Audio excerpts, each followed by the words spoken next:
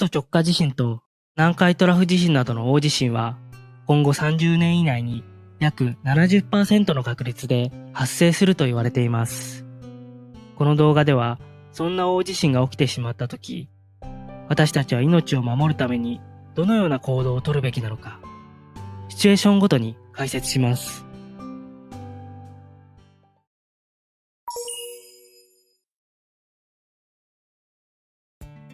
家の中にいるときに地震が起きたら、まず身の安全を確保し、地震が収まるのを待ちます。座布団などで頭を保護し、頑丈な机の下など安全な場所に避難してください。慌てて外に飛び出さないようにしましょう。寝室では枕や布団で頭を守ります。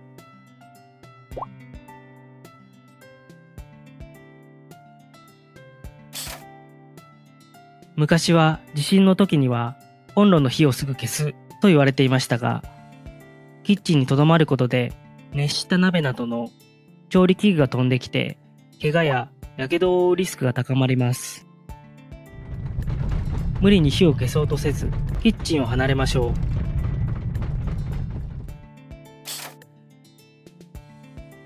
揺れが収まりました。火が消えていなかったら直ちに消しましょう。次に窓や玄関などを開けて避難経路を確保します。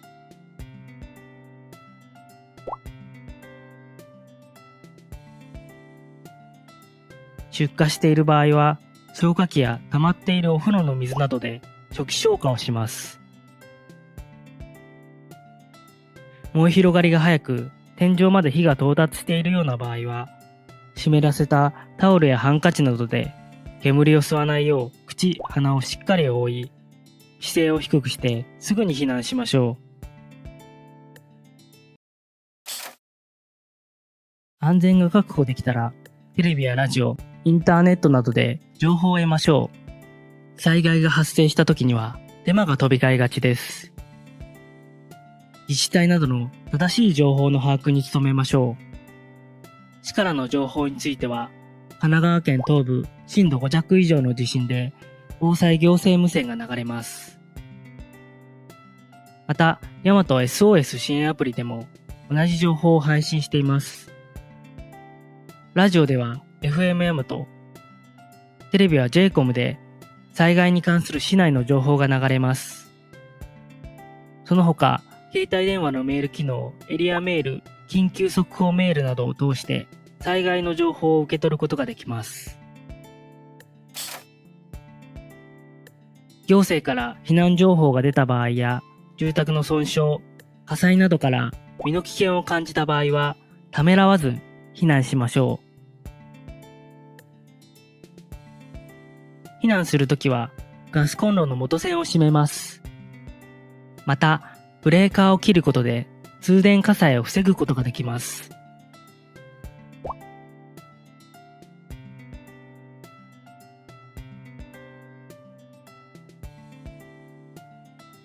避難は原則徒歩です。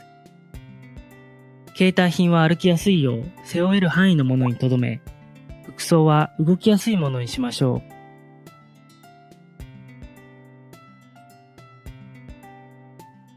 避難の際には、崩落している道路や断線して垂れている電線などには十分注意してください。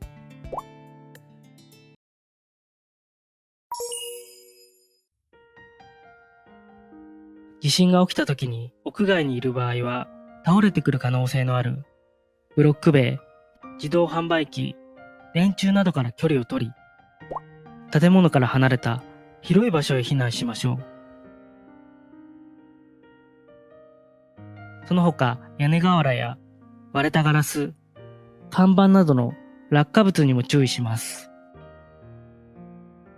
橋などの上にいる場合は、揺れが収まるまで手すりなどにつかまり、体を低くかがめます。これらは崩れる可能性があるため、揺れが収まったらすぐに安全な場所へ移動しましょう。また、橋の上にいない場合でも、川沿いにいる場合は注意が必要です。地震後に発生する津波は川を遡上することがあるので、流れに対して直角方向に素早く避難しましょう。車を運転しているときは後続車が追突する可能性があるので、急ブレーキは禁物です。ハザードランプをつけてゆっくり減速し、道路の左側に停車します。車のラジオなどから情報を入手し、避難するときは、車のキーは車内に残して、ロックせずにドアを閉めます。連絡先を書いた紙などをフロントガラスから見えるところに置き、徒歩で避難します。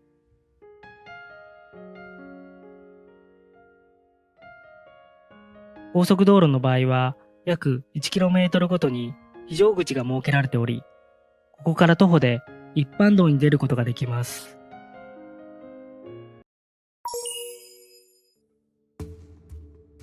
スーパーなどのお店にいる場合は、陳列棚が倒れてきたり、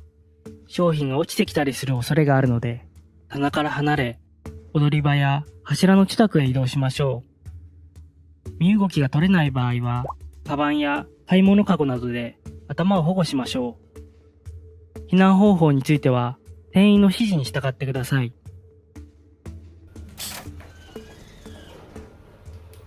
エレベーターの中にいるときに地震が起きてしまったら、まずはすべての階のボタンを押しましょう。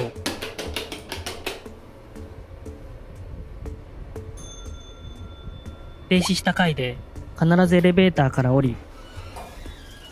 非常階段を使って避難しましょう。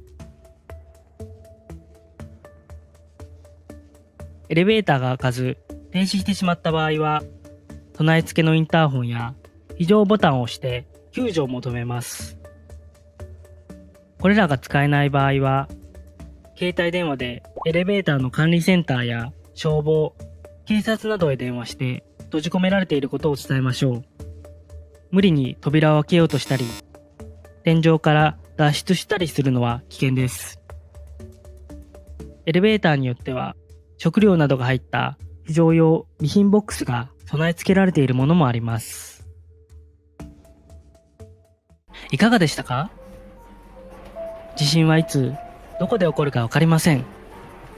大和市では3月11日と9月1日の年2回、地震発生後の3分間で正しい行動が取れるかを訓練する、ぐらり3分一斉行動訓練を実施しています。こうした機会も利用し、どこにいても自分やご家族の命を守るために適切な行動が取れるようシミュレーションしておきましょう。